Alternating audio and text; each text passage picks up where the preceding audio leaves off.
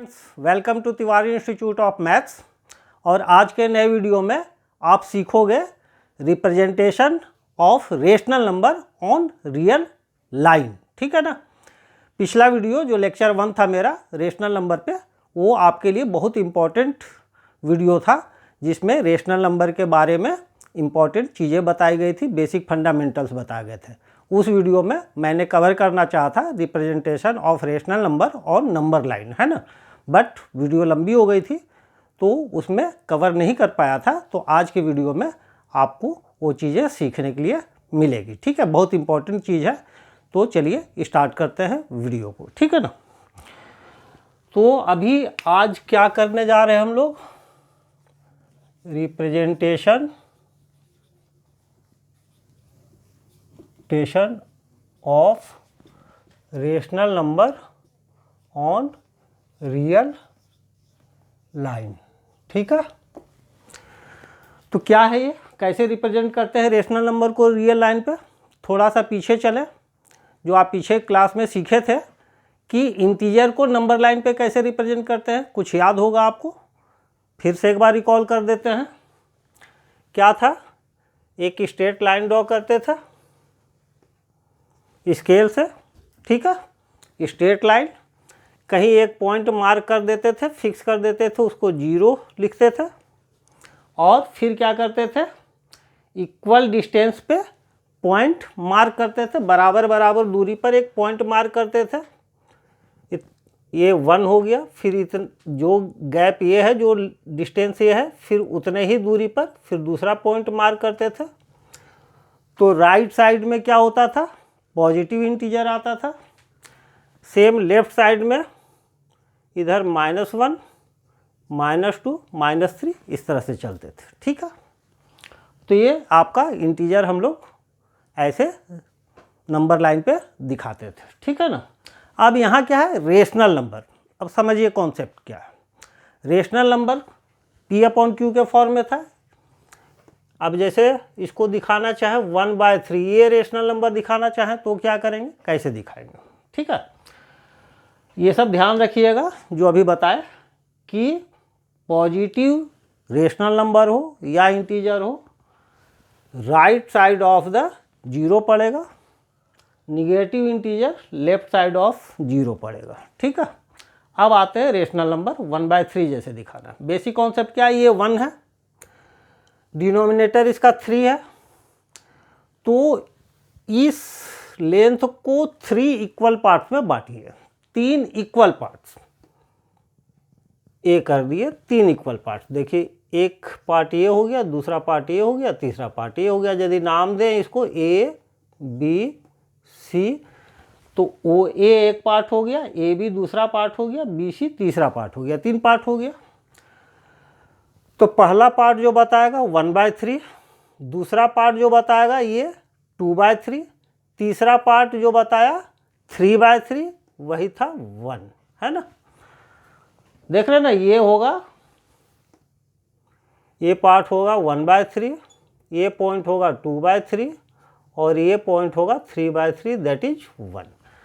तो जो लेंथ था उसको क्या किया, 3 इक्वल पार्ट में बांट दिया। और आप जो है उस पॉइंट को निकाल लिए, 1/3 निकालना है या 2/3 निकालना है, या जो भी दिखाना है दिखा दिया। इसी तरह से मान लीजिए ये रहता 2/7, तो क्या करते, स्ट्रेट लाइन ड्रॉ किए, इधर हो गया 1, ये हो गया 0 और इधर हो गया -1। ठीक है। इक्वल डिस्टेंस पे पॉइंट मार्क कर लिए, तो इधर 1 हुआ, इधर -1 हुआ। 2/7, तो क्या करेंगे, इसको 7 पार्ट्स में बांटेंगे। जो डिनोमिनेटर है 7, तो 7 पार्ट में बांटिए। तो पहला पार्ट होगा 1/7, दूसरा पॉइंट होगा 2/7, तीसरा पॉइंट होगा 3/7, चौथा पॉइंट होगा 4/7 एंड सो ऑन। ठीक है ना।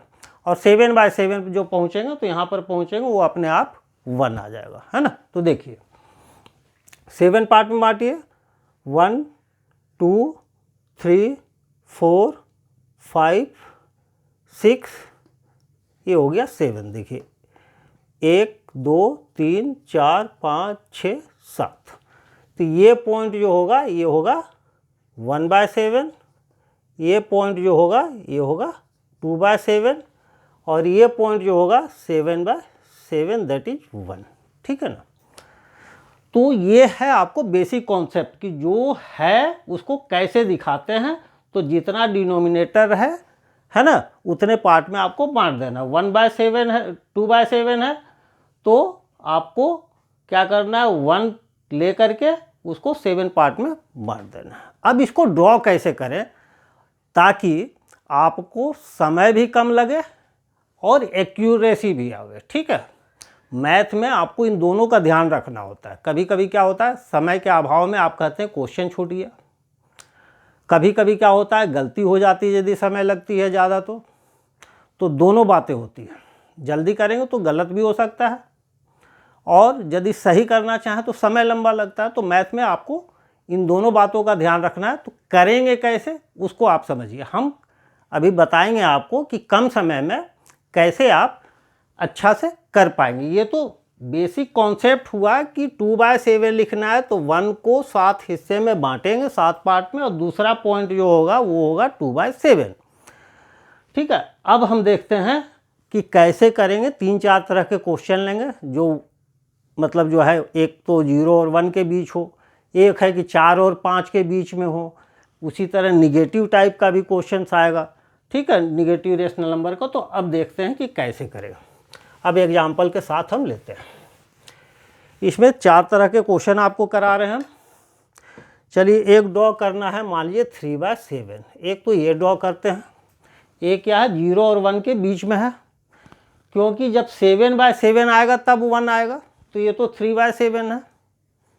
समझ में आया, 1 से छोटा है नंबर ना, 0 और 1 के बीच में है, क्योंकि 3/7, 4/7, 5/7, 7/7 जब आएंगे तब मिला 1। तो 7/7 और 3/7, तो कौन छोटा है, ये छोटा है, तो 1 से ये छोटा है। एक तो ऐसा लेते हैं। फिर दूसरा हम बड़ा सा लेते हैं, 4 1/3, या इसी को लिख दे 4 3 जा 12 और 1 13/3, दोनों सेम चीज़ है। एक बड़ा सा भी नंबर लेते हैं। इसमें आपको सीखने के लिए मिलेगा कि कम समय में कैसे करें, कौन सा चीज़ हमारे लिए ज़रूरी है, कौन सा स्टेप, और कौन सा स्टेप को हम छोड़ सकते हैं, कितना करना है। ठीक है, 2-3 चीज़ें सीखने को मिलेगी आपको। ठीक है, इसी तरह से एक ले लेंगे निगेटिव वाला, -3/4, और फिर दूसरा ले लेते हैं -2 5/6। ये 4 तरह के क्वेश्चन लेते हैं। ये भी 0 और -1 के बीच मिल रहा है, ये 0 और 1 के बीच मिल रहा है, और एक बड़ा नंबर जो कोसेंट 4 है, या कोसेंट निगेटिव नंबर है, और कोसेंट 2 है। ठीक है, देखिए क्या करता है।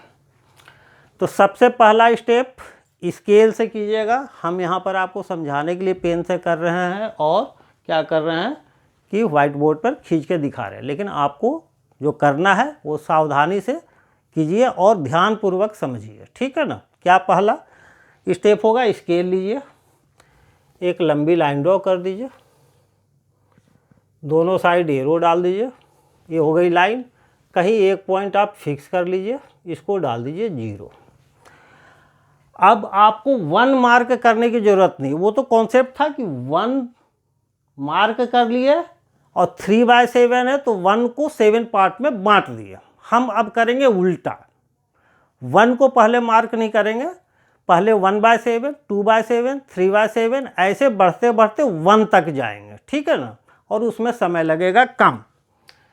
तो क्या करेंगे, कोई भी एक लेंथ आप फिक्स कर लीजिए, 3 mm, 4 mm, 5 mm, जो आपको सुविधाजनक लगे। ठीक है ना, 3 mm का हो, केवल आपको ये ध्यान रखना है कि वो आपको पेज में के अंदर जो कॉपी का जो चौड़ाई है उसके अंदर आना चाहिए। तो कैसे आपको पता चलेगा, मान लीजिए 5 mm का गैप रख रहे हैं, यानी 5 mm के दूरी पर आप एक एक पॉइंट डाल लें। ठीक है, तो 1 पहुंचने के लिए क्या चाहिए आपको, 7/7। 1 के लिए आपको 1 तक तो मार्क करना ही होगा। तो यदि 5 का गैप ले रहे हैं तो 7 पार्ट में बांटना, तो 7 × 5 35। यदि 5 mm का गैप ले रहे हैं तो 35 mm आप जीरो से मेजर करके देख लीजिए कि 35 mm आ रहा है कि नहीं। तो आपका क्या हो गया, ये पहले तय हो गया आपका कि पेज के अंदर आ रहा है। नहीं तो आप पता चलेगा कि ले रहे हैं 5-5 सेंटीमीटर पर, पता चले कि आगे 7 पार्ट में आ ही नहीं रहा है। ठीक है, तो 5-5 mm का गैप रखिए, 3-3 mm का गैप रखिए। वो डिपेंड करेगा कि थोड़ी सी पॉइंट्स के बीच में क्लियरिटी भी हो, ठीक है, गजर मजर ना हो और पेज के अंदर आ भी जाए। तो मान लीजिए हम ले रहे हैं 5-5 mm का गैप, तो स्केल से लाइन ड्रॉ किए, पॉइंट 0 को मार्क कर दिया। अब जो है 5-5 mm यदि आप ले रहे हैं तो हर एक 5-5 mm पर इक्वल पॉइंट मार्क करते जाइए। 1 2 3 4 5 6 7। ठीक है, आपको जो ये रेशनल नंबर है उसके जस्ट बाद जो इंटीजर आते हैं वहाँ तक आपको दिखाना ही दिखाना है। इसके 3/7 एक रेशनल नंबर है, इसके बाद जो इंटीजर आएगा वो आएगा 1। क्यों? 7/7 आएगा इसके बाद का इंटीजर, है ना, जो कि आएगा 1। तो आपको 1 तक जाना ही जाना है, 7/7 तक जाना ही जाना है। ठीक है ना, तो आपको 7 पार्ट में बांट लिए इधर। ठीक है, तो ये हो जाएगा आपको 1/7, 2/7, 3/7, यही हो जाएगा आपका। ये पॉइंट जो हो गया ये हो गया 3/7, ये हो गया 4/7, ये हो गया 5/7, ये हो गया 6/7, ये हो गया आपका 1, दैट इज 7/7। ये 7/7 लिखने की जरूरत नहीं है क्योंकि 1 है, माइंड में रखिए कि ये 7/7 है, 7 पॉइंट। तो क्या किया हम, उल्टा किए कि पहले आप 1 मार्क करके 7 पार्ट नहीं किए, आप स्टार्टिंग से ही मतलब पार्ट करते गए और जहाँ 7वां पॉइंट आया वही हो गया 1। तो अब ये लेंथ जो है 1 और 0 के बीच में जो लेंथ है अपने आप 7 पार्ट में डिवाइड हो गया। तो आप क्या किए, शुरू से ही वो पार्ट लेते गए, 1 पहुंचे तो ये 1 क्या हो गया, 7 पार्ट में खुद ब खुद 7 पार्ट में बट गया। पहले 1 लेकर के मार्क नहीं करना था, उसमें हो सकता था गड़बड़ी क्या होती देखिए। अब जैसे ये 0 था, अब यहाँ आप ले लेते 10, ये मान लीजिए 10 mm लिए या 10 सेंटीमीटर जो भी लिए, mm में लेते, सेंटीमीटर में लेते, जो भी लेते, आपको यहाँ मिलता 1। अब ये यदि 10 सेंटीमीटर था तो अब इसको 7 पार्ट में डिवाइड करना आपके लिए बड़ा मुश्किल होता है स्केल से, है ना, क्योंकि अब आपको इक्वल लेंथ ये मिलता 10/7, ये डेसिमल में आता और ये आपको जो है पॉइंट यहाँ इक्वल मार्क करना मुश्किल हो जाता है। इसीलिए हम बताएं कि पहले पॉइंट मार्क करते जाइए और 1 पर पहुँच जाइए, अपने आप 1 जो है 7 पार्ट में डिवाइड होगा। क्लियर? तो ये हो गया आपका ये पार्ट 3/7। अब आते हैं, ठीक है, अच्छा, अब इधर 0, इधर 1 है, इधर -1 भी दिखा दीजिए। अब आपके लिए क्या करना होगा कि ये लेंथ को मेजर कर लीजिए स्केल से। अब इधर फिर आप -1/7, -2/7, -3/7 जाने की जरूरत नहीं। यदि आपसे नहीं बोला गया है निगेटिव नंबर दिखाने के लिए, है तो दिखाएंगे इधर, फिर -1/7, 2/7, -3/7। नहीं है, सिर्फ ये क्वेश्चन है तो इधर 1 लिखें तो इधर -1 दिखाना पड़ेगा।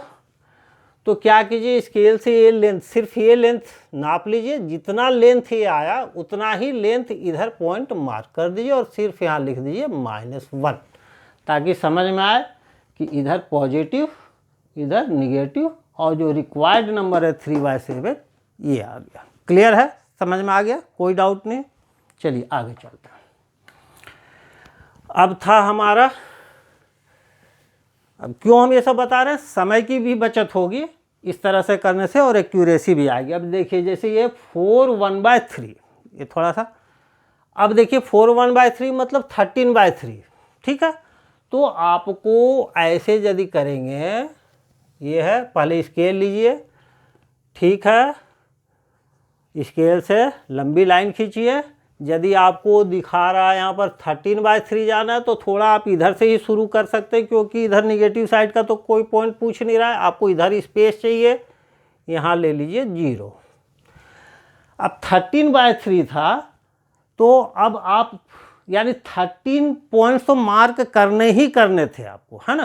क्या करते, पहले 1/3 2/3 पॉइंट मार्क करते ना, 13 पॉइंट। तो पहला पॉइंट आता 1/3, दूसरा 2/3, तीसरा 3/3, चौथा 4/3, उसके बाद पांचवा 5/3। तो ऐसे करके आप 13 पॉइंट ड्रॉ करना था, जो कि आपके लिए अननेसेसरी है। ठीक, तो शॉर्ट में कैसे करें,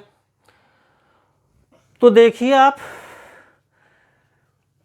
13, तो इसका पहले देखिए डिनोमिनेटर। ठीक है, डिनोमिनेटर क्या है 3, तो कभी भी जो आप लीजिए 1 जो आएगा ना, तो आप देखिए कि 13/3 है। ठीक है, तो डिनोमिनेटर 3 है। अब यदि आप गैप 3-3 mm का रख रहे हैं, 3-3 mm का गैप रख रहे हैं, या 4-4 mm का गैप रख रहे हैं, जो भी आपकी मर्जी हो, 4-4 mm का रखेंगे तो 3 डिनोमिनेटर है, 4 mm का गैप रखे तो ये हो गया 12 mm, यानी 12 mm जो है आपको 1 बताएगा, 12 mm 1 बताएगा, क्योंकि 12 mm आप लेंथ ले लिए 0 से, स्केल लीजिए 12 mm नाप लीजिए, यहाँ ये 12 mm हो गया, तो 1 बताएगा ये, है ना। तभी तो आप 4-4 mm पर यदि गैप बांटेंगे, 4 mm पर, ये यदि ये 4 mm हो गया, ये 4 mm हो गया, अगला 4 mm हो गया, तो हो गया ना 1 2 3 पार्ट, तो आ गया 1, 1/3, 2/3, 3/3। तो आपको उतना नहीं करना, अब यहाँ पर पॉइंट मार्क नहीं करना है, आप सिंपल देखिए कि गैप कितना रख रहे हैं, 4 mm। ठीक है, और डिनोमिनेटर है 3, तो 12 जो है वो बताएगा 1 नंबर, जो इंटीजर आएगा वो आएगा 1। आपको दिखाना कितना, 4 1/3, तो ये क्या है 4 1/3, 4 कोसेंट है, तो इसके जस्ट बाद का इंटीजर क्या मिलने वाला है 5।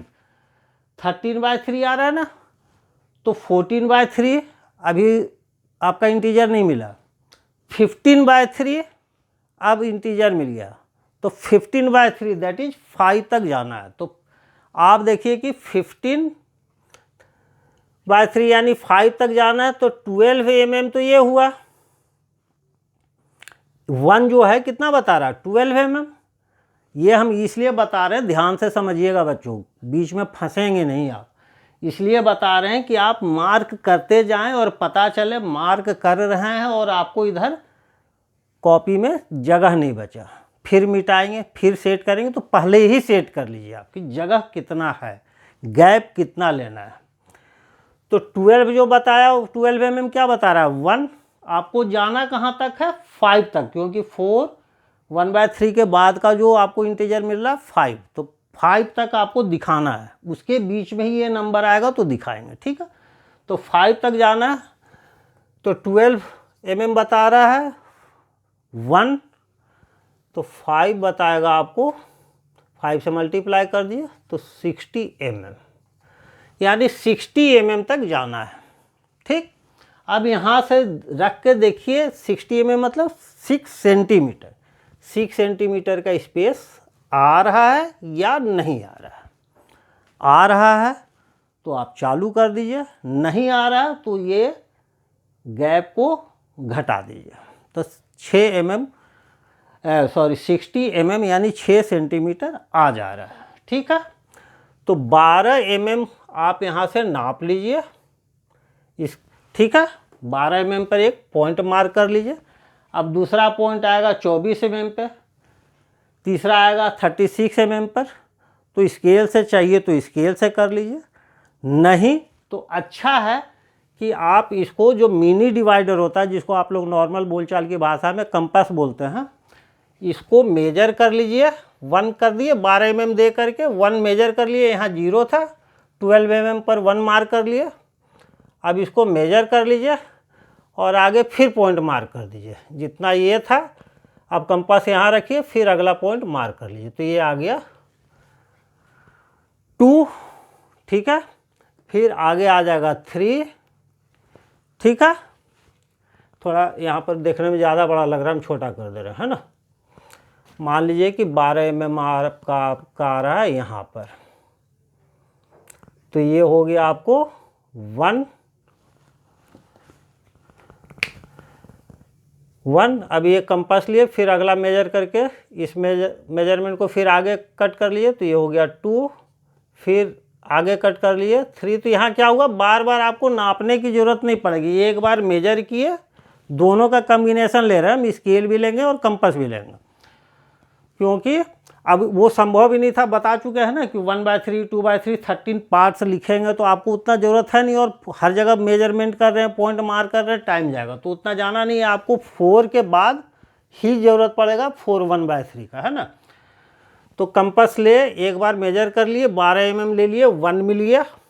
अब कंपास से मेजर कर लिए, फटाफट मार्क करते चले गए। 3, ये हो गया 4, और फिर अगला मिल गया 5।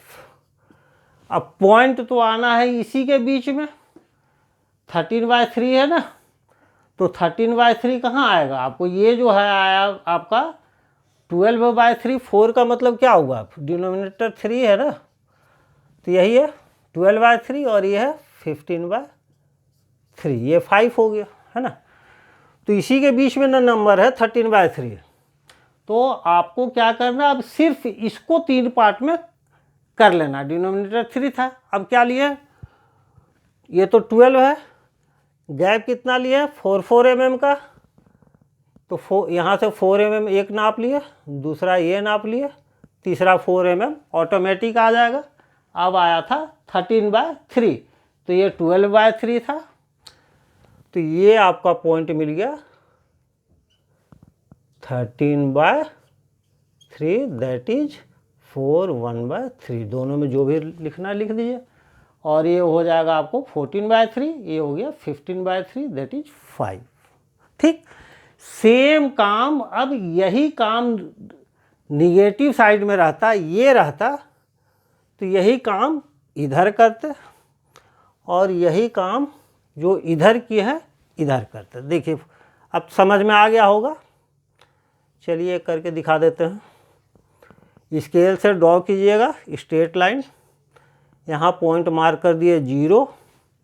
अब क्या, -3/4, तो पहला पॉइंट जो आएगा वो आएगा -1/4, दूसरा आएगा -2/4, तीसरा आएगा -3/4, चौथा आएगा -4/4, दैट इज 1। बस वहीं तक जाना है, -3/4 तो मिल ही गया। उसके बाद आपको जो है -1 तक दिखा देंगे। तो एक सर्टेन लेंथ लिए आप, 4 mm, 5 mm, जो भी आपको सुविधाजनक लगे, केवल इसके अंदर आना चाहिए। तो पहला पॉइंट ये मिला -1/4, -2/4, -3/4, -4/4, दैट इज 1, और यही था -3/4, आपको ये मिल गया -3/4। क्लियर। इसमें देखें -2 5/6, ठीक है।